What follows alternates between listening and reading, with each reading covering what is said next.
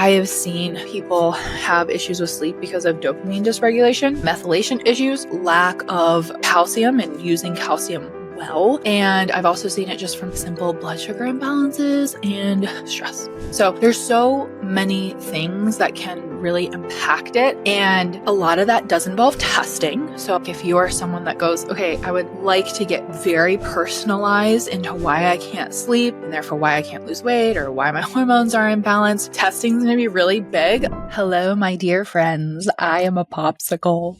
Literally, I drink a smoothie because it sounded delicious and like a protein smoothie. I don't know what you would call that. Protein shake, protein smoothie. I don't know. It was delicious. It had frozen berries in it. And I think I'm a popsicle. Like I feel so cold right now. So there's that, which is unfortunate, but it's fine. So today we are going to be talking about sleep. We're talking about sleep and the connection to hormones and hunger and weight loss. And the reason why I want to do this is because we often think about hormones being like only related to our supplements and only related to our food and only related to all of these things. But sleep and we go, I'm going to try and get all my stuff done and just poo-poo if I can't get enough sleep. But I really hope that after listening to this, you realize how quality sleep plays a massive role in hormonal balance and a massive role in weight loss. Now, I know I'm going to put this disclaimer. I know the first thing I'm going to hear from a lot of my mamas out there is my kids don't sleep. So am I destined to have horrible hormones? No, you're not destined to have horrible hormones. You have to go listen to my postpartum episodes, but I have always had really bad sleepers. Telling you, Roman, you better be a good sleeper. I've always had bad sleepers, and it just takes a little bit different navigating to make sure that you can support that to the best of your ability. So this is not like the episode of like, oh, if your kids are waking up and blah, blah, blah, blah, blah, your life is over and you're never going to have balanced hormones. Like that's not the point of this. You know, we can go over that on a different episode. Go listen to the postpartum episodes, right? This episode is truly just about the hormone and sleep and weight loss connection so that we can go over it together and make sure we're all on the same page. Okay, let's do this. So basically, let's first kind of like think about sleep and our circadian rhythm. Okay, so our circadian rhythm you want to think about is like waking up with the sun, going down with the sun. I think that is kind of like the easiest way to think about a circadian rhythm. It's our waking up and going to sleep, our waking up with cortisol and our going to sleep with melatonin. So cortisol should be highest in the morning, that's what wakes you up, and lowest at night. And then melatonin, which is produced by the pineal gland at nighttime, helps you sleep. Now, actually, very interestingly, I think this is kind of a helpful tidbit to just know, is that melatonin is actually primarily produced in the gut. Only a very small percentage of it is produced by the pineal gland at nighttime. So I just think that that's interesting to note. So if you have issues with melatonin production, we also need to look at gut health. Okay. So I want to just kind of go over the connection and then we'll talk about like what you can do to help support your sleep. Okay. So if we have poor sleep, let's first just talk about the hormonal connection. Okay. It's going to impact your cortisol levels. Okay. So we're typically going to see increased cortisol levels, which is going to lead to more stress, lead to more weight gain, lead to an impact on insulin. We're going to see suppressed melatonin, which is going to make it harder to fall asleep and stay asleep, dysregulated melatonin.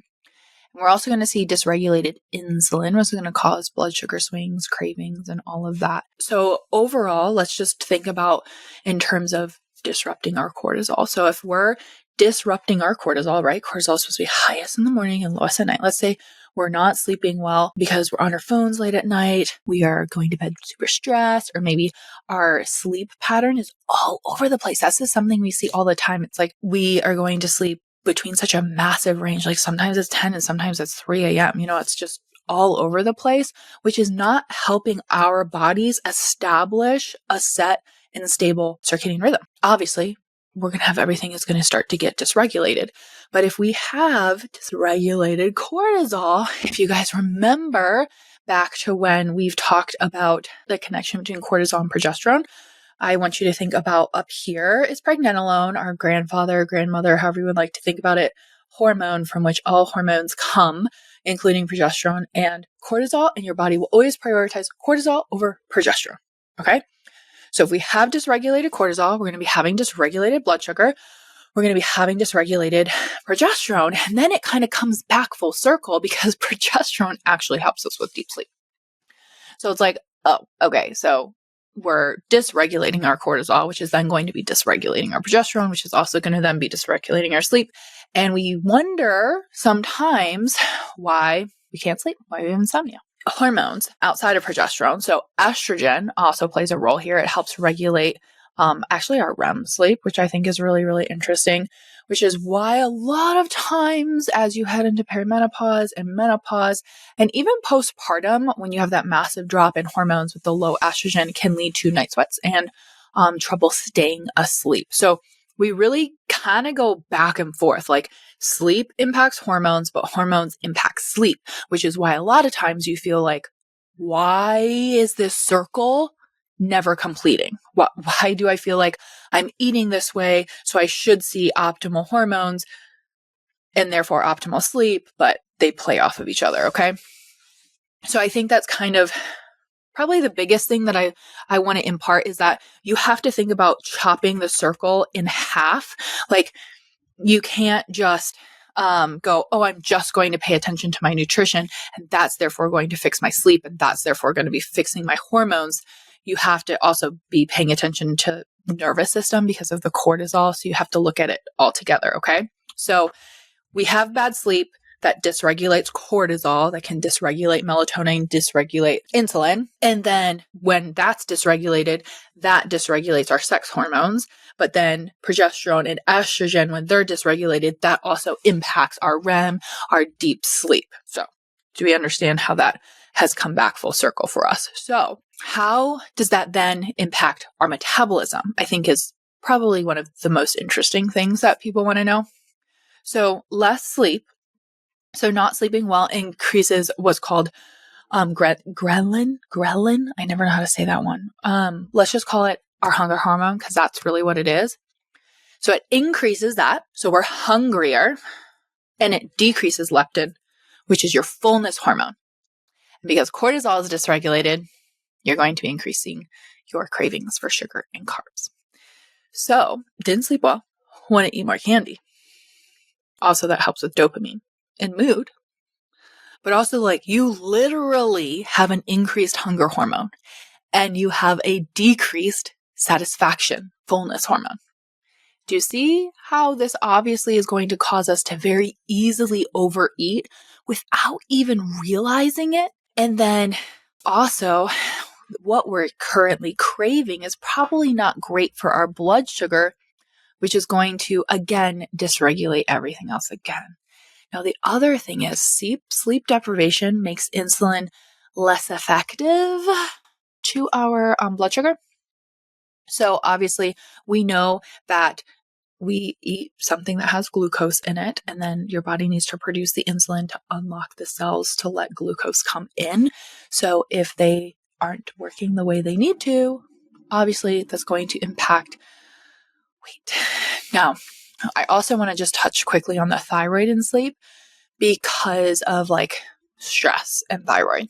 So obviously we're not sleeping very well. We're probably going to be more stressed. Stress plays a really big role on the thyroid because stress depletes potassium, which is your thyroid mineral. It's the mineral that sensitizes your cells to your thyroid hormone. And so therefore that's going to be impacting the thyroid. I'm not saying go out and supplement with potassium. I'm saying maybe start with some potassium-rich foods and paying attention to stress and sleep and all of that. So isn't that interesting? Because so you're sleeping less. I just think I think it's cool because you come full circle. It's like you're sleeping less. So now you're hungrier. You don't feel satiated. You're on a blood sugar roller coaster. You're less sensitive to insulin. It's impacting our sex hormones, which is therefore impacting our sleep. And then we kind of go, why can't I lose weight? Why are my periods horrible? Why can't I sleep? Why is this supplement not working? You can't out supplement our sleep issues. And I've seen such a wide range here when it comes to optimizing sleep. And so whenever I have someone that comes in and they're like, okay, this is all my symptoms and I can't sleep, we actually play a really big role in optimizing sleep first, because the better we can get sleep, the better everything else is going to be. And I have seen people have issues with sleep because of dopamine dysregulation, methylation issues, lack of calcium and using calcium well. And I've also seen it just from like simple blood sugar imbalances and stress. So there's so many things that can really impact it.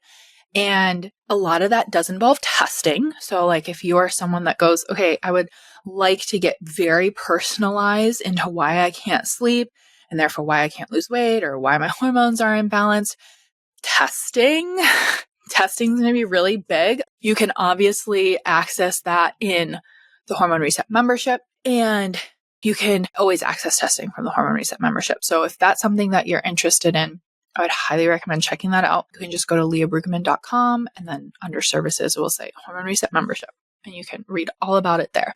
You'll have access to testing there. I am about to change your life. So you guys know that we've been using grass-fed bone broth protein powder from Paleo Valley for a while. You've probably heard me talk about the chocolate one, because that one mixed with oats basically tastes like no-bake cookies. So you've probably heard me talk about it, but let me change your life. Let me change your life. The unflavored bone broth protein it's elite. This will never be not stocked in my house. So I don't know when my husband came across this idea, but he decided to experiment using this in pancakes or waffles and not completely taking out any flour, but substituting a decent amount with the bone broth protein. And you can't taste it. So you're adding this amazing source of nutrients to your pancakes and waffles, or in my case, to my kids' hot chocolate or whatever else. It blends so well, but it is elite when mixing with baked goods. I am telling you, this stuff mixes so well and it just doesn't have a taste. I'm sure you've tried mixing other things and it's clumpy, it tastes gritty, it has a weird smell, and it's just not worth it. That doesn't happen with this.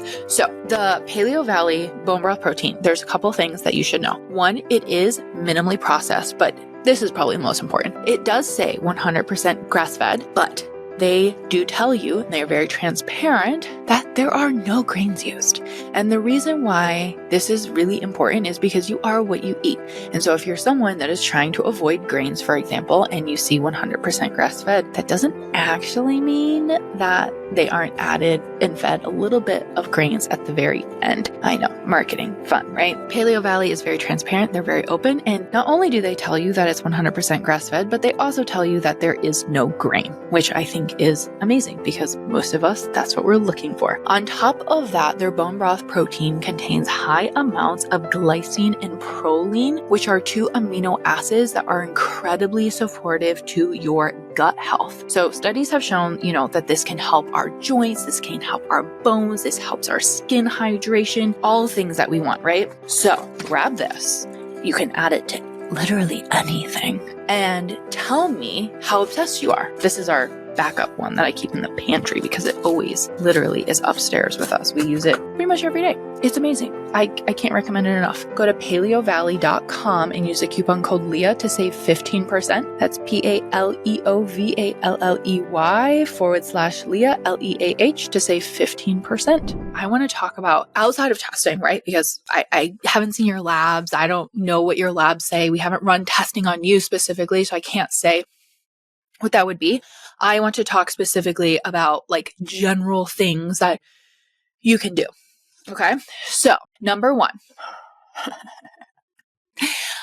a really good sleep and really good energy the next day really relies on a solid nighttime. Okay.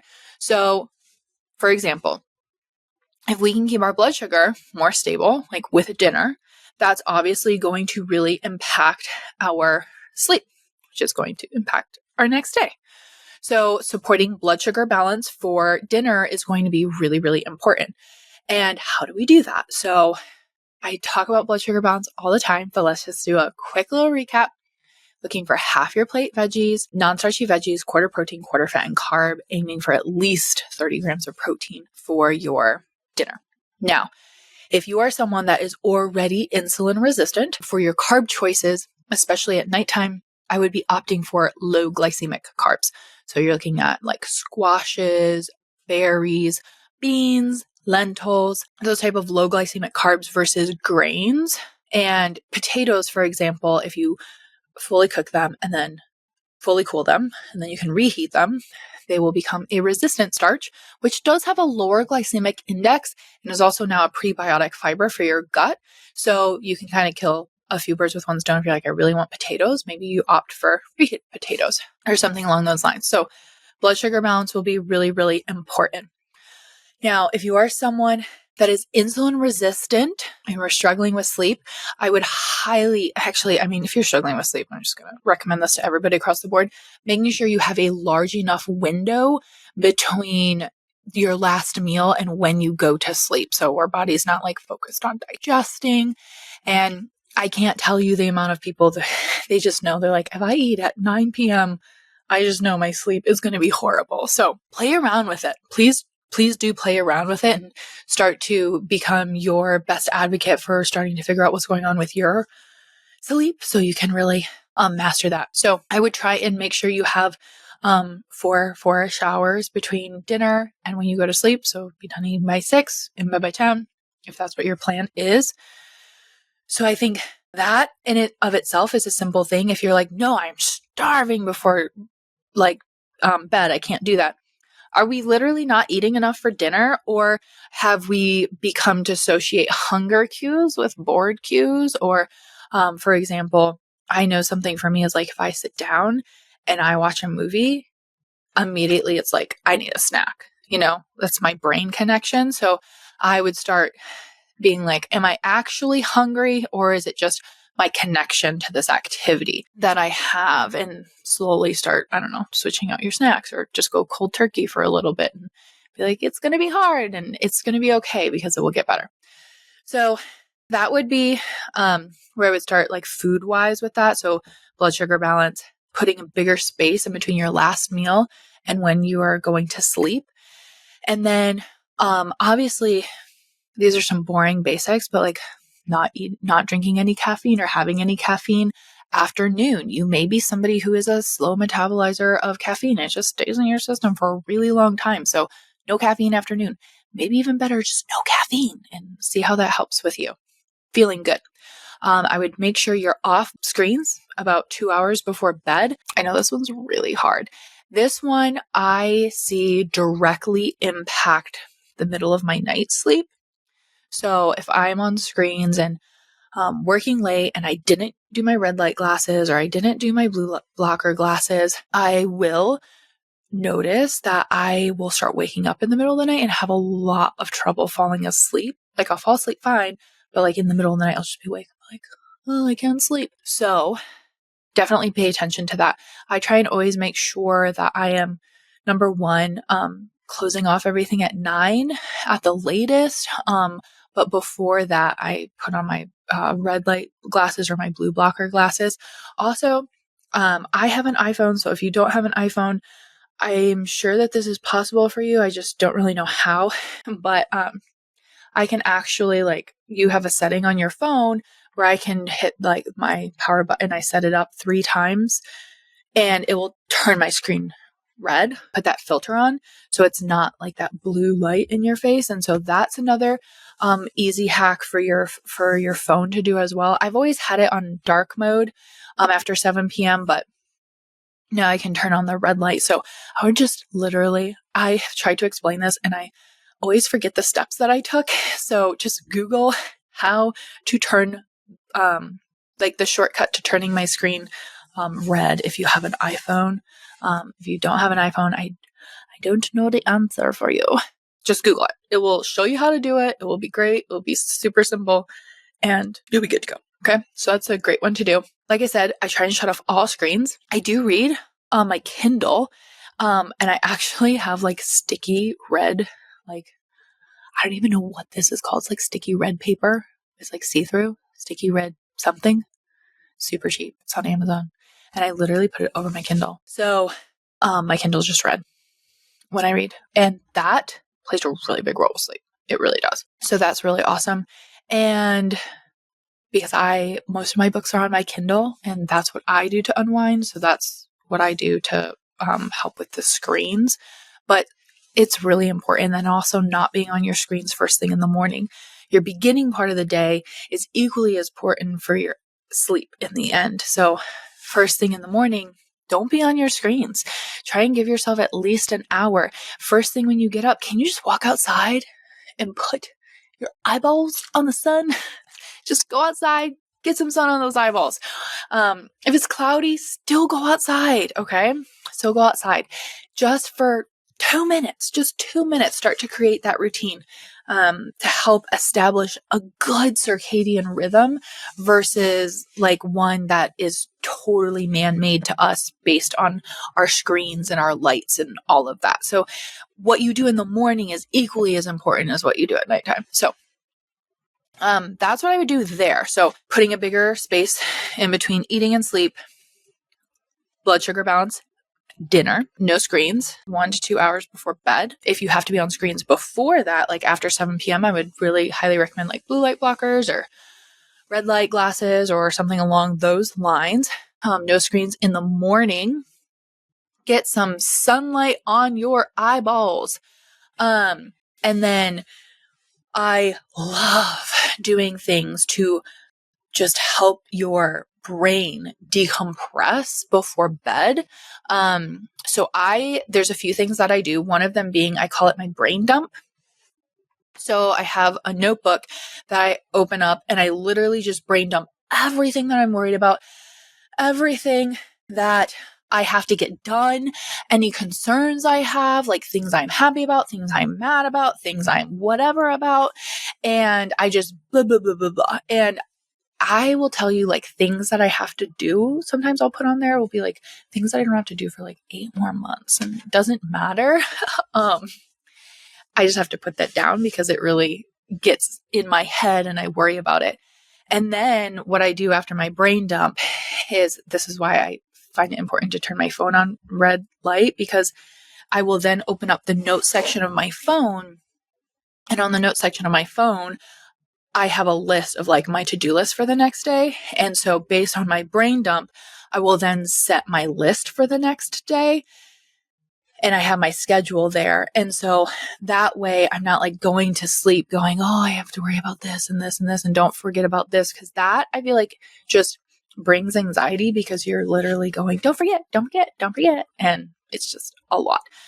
So I think that can be really important. You want a place to be able to balance your hormones naturally. That's why you listen to this podcast. You want a place to ask questions, but you either don't want to commit to a program or you have been held back from the cost of one-on-one coaching, but you still want those results. And that is where Hormone Reset membership is going to change your life. Okay. So I created this for you, specifically for you, based on your guys' feedback and the questions you ask and the support you say that you want. And the Hormone Reset membership, you are going to get the training and the education to balance your hormones naturally. So I'm literally going to be taking you step by step through the training modules on how to go about actually balancing your hormones naturally. But on top of that, you're going to get one-on-one support in the private community. So in our private community, you can be sharing your meals, you can be sharing symptoms that you're having, you can get the feedback on making the changes as you are adapting everything and learning, because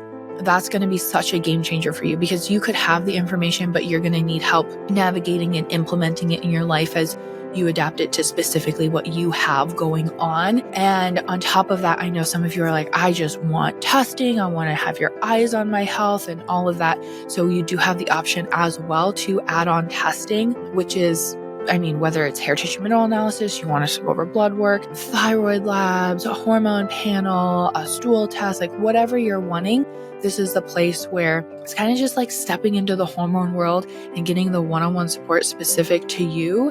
And you just get exactly what you need. So if you just want a hair tissue mineral analysis, that's what you get. If you want to add on GI map testing, that's what you get. If you're like, no, I just need the lifestyle and the nutrition and that's what I want to focus on, that's what you get. And we're in there helping you navigate it all in the private community so you can get that one-on-one feedback. And then on top of that, you can also get on some group calls. We have an option to join a group call once a week. Well, we actually have 2 options. Just pick the one that works for you. And you can hop on and ask all the questions. This is great. This is the perfect place for my postpartum and my pregnant moms who are like, I need help, but I'm not quite ready for like a full program, but I need help with the symptoms that I'm dealing with. This is great for someone who's like, I've been dealing with mood issues, period cramps, some gut issues, anxiety, I can't lose weight. This is going to be such a good fit for you. Okay. So you can go to bit.ly/join-HRM. Okay. So that's bit.ly/join-HRM. If that confused you, you can just go to leahbrueggemann.com and literally it will say Hormone Reset membership and you can join there. So I'm excited to see you in there. I know this is going to be a really big game changer for you. A brain dump has been so helpful for me, and also just legs up a wall, writing down some things I'm grateful for to really put myself in that positive mindset. And then this is where I will habit stack for my sleep. Okay. So I don't lay on an acupressure mat when I'm pregnant, but if you're not pregnant, I love a good acupressure mat. I like habit stack my life. So acupressure mat on the ground, I lay on it, legs up a wall. If I'm not pregnant, or if I'm pregnant, the thing I take out is the acupressure mat, but I'll lay on the ground, legs up a wall. And then I have the Loom box, which has near infrared and red light. And I will do the near infrared and I take it and I just put it like under my neck right here, like the base of your skull. And just for 6 minutes, so not very long. And that does really help with sleep. So I do have a discount for the Loom box. It's not a code or anything. It's just a link. So we'll just put the link in the show notes for you and it saves you a whopping large amount of money, like a couple $100. But it's a red light device, low EMF.